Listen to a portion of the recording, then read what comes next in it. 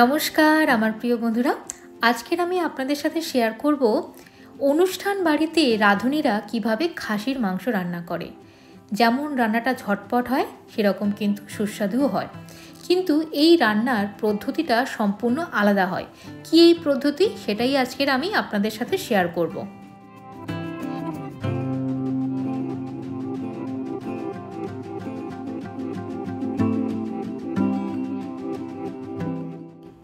মাংসের সাইজটা আমি স্ট্যান্ডার্ড নিয়েছি, না ছোট না বড়।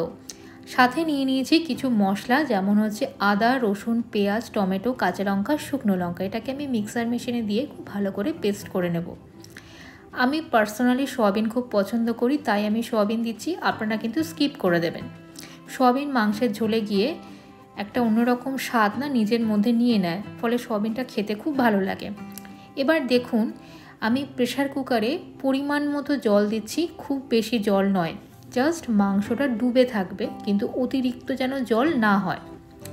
এবার আপনারা যতটা মাংস রান্না করবেন সেইভাবেই নেবেন। এবার আমি আগে থেকে ধুয়ে রাখা সয়াবিনগুলোও দিয়ে দিচ্ছি প্রেসার কুকারের মধ্যে। এই স্টেপটা কিন্তু ভীষণ ইম্পর্টেন্ট। ভালো করে দেখতে পাচ্ছেন আমি জলটা কতটা পরিমাণ দিয়েছি, এতটাই কিন্তু জল দিতে হবে। এরপর আমি সামান্য হলুদ আর সামান্য নুন দেব, মানে একেবারে স্বাদ অনুযায়ী নুন কিন্তু আমি দিয়ে দেব না, সামান্য নুন দেব আর সামান্য হলুদ দেব। দিয়ে খুব ভালো করে আমি নাড়িয়ে চাড়িয়ে নিয়েছি। জলের পরিমাণটা দেখতে পেলেন, জাস্ট মাংস সয়াবিনটা ডুবে রয়েছে। এবার আমি 5খানা সিটি দেব।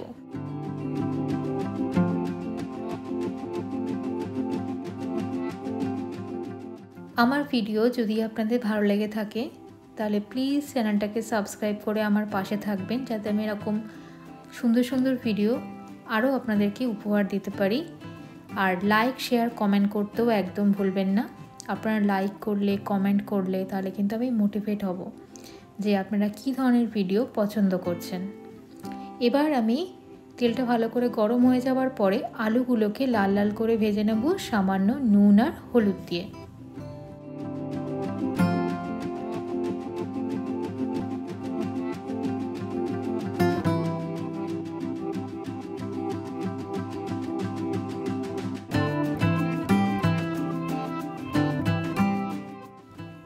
অনুষ্ঠান বাড়ির মতো যেভাবে আজকের আমি মাটনটা রান্না করছি, এই মাটনটা কিন্তু খেতে সত্যিই খুব ভালো হয়েছিল। মানে স্বাদের দিক থেকে এটাকে সুস্বাদু, অসাধারণ, দুর্দান্ত সমস্ত কিছুই কিন্তু বলা যেতে পারে। এই ধরনের মাটনের গ্রেভি দিয়ে নান, পরোটা, লুচি, রুটি ভীষণ ভালো লাগে। আমরা যেমন রাতে রুটি দিয়ে খেয়েছিলাম, খুব ভালো লেগেছিল। সাথে একটু স্যালাড কেটে নেবেন, খুব ভালো হবে। আলুটা লাল লাল করে ভেজে আমি তুলে নিয়েছি। ফোড়নে দিয়ে দিলাম তেজপাতা, শুকনো লঙ্কা আর জিরে। আপনারা আপনাদের পছন্দ মতো ফোড়ন দিয়ে দেবেন। ফোড়নটাকে তেলের মধ্যে একটু নাড়িয়ে চাড়িয়ে নিয়ে এবার আমি আগে থেকে পেস্ট করে রাখা ওই যে মশলাটা আপনাদেরকে দেখিয়েছিলাম, পেঁয়াজ, আদা, রসুন, টমেটো, কাঁচা লঙ্কা, শুকনো লঙ্কা, সেই সমস্ত মশলাটা এবার আমি এর মধ্যে দিয়ে দিচ্ছি। দিয়ে খুব ভালো করে এটাকে আমি কষিয়ে নেব।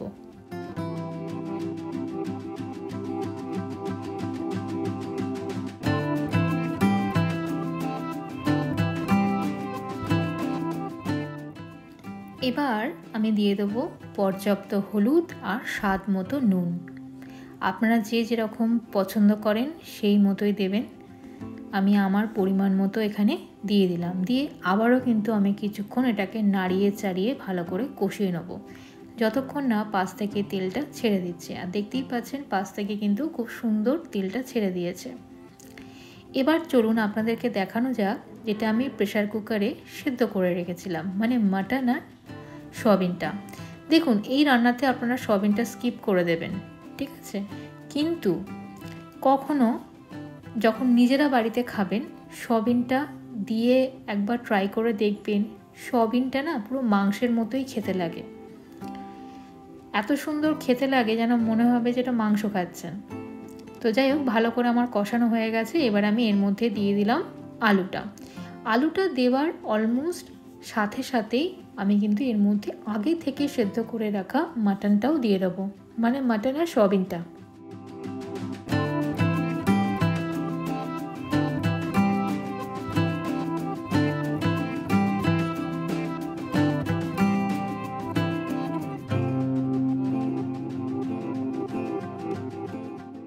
আমাদের যেহেতু মাটন অলরেডি সেদ্ধ হয়েই রয়েছে 95%, তো এবার আমি 30 থেকে 40 মিনিটস আমি ঢাকা দিয়ে কড়াইতেই এটাকে আর মানে মাটনের ক্ষেত্রে 5% এবং আলুর ক্ষেত্রে 100% এটাকে সেদ্ধ করতে হবে, কারণ আলুটা কিন্তু আমাদের এখনও সেদ্ধ নয়। ঢাকা দিয়ে আমি এটাকে লো ফ্লেম করে রেখে দেবো 40 মিনিটস। 40 মিনিটস পর কিন্তু আলুটা সম্পূর্ণ সেদ্ধ হয়ে যাবে এবং মাটনের যে 5% আছে সেটাও ওয়েল কুক হয়ে যাবে। তো এবার আমি আপনাদেরকে ঘনত্বটা দেখাবো, তবে তার আগে আমি এর মধ্যে দিয়ে দেবো গরম মশলা। গরম মশলাটা দিয়ে আমি খুব ভালো করে নাড়িয়ে চাড়িয়ে আপনাদেরকে দেখাচ্ছি কতটা সুন্দর একটা গ্রেভি হয়েছে, এবং ফাইনাল যে লুকটা হবে সেটা তো আমি অবশ্যই আপনাদেরকে দেখাবো। আলু প্রপার গলে গেছে, তবে হ্যাঁ 40 মিনিটস কিন্তু অ্যাটলিস্ট কুক করতে হবে, কারণ মাটনের আলু না আমরা সবসময় একটু বড় দিয়ে থাকি, তো ওই বড় আলুটা সেদ্ধ হওয়ার জন্য একটু তো সময় দিতেই হবে। দেখতেই পাচ্ছেন গ্রেভিটা কিন্তু ঘন হয়েছে, এক্স্যাক্টলি এরকমই হবে, পাতলা পাতলা হবে না, যেহেতু আমরা এর মধ্যে আলাদা করে কিন্তু কোনো জল দিইনি, যেটা আমরা প্রেসার কুকারে মাটনটা সেদ্ধ করার সময় দিয়েছিলাম জাস্ট সেইটুকুনি জল। তো এবার দেখতেই পাচ্ছেন রান্নাটা কিন্তু আমার ডান। ফাইনাল লুকটা একবার দেখে নিন, গ্রেভিটা এক্স্যাক্টলি এরকম হয়েছিল। বাড়িতে ট্রাই করুন, খেয়ে আমাকে অবশ্যই কমেন্ট করে জানাতে ভুলবেন না।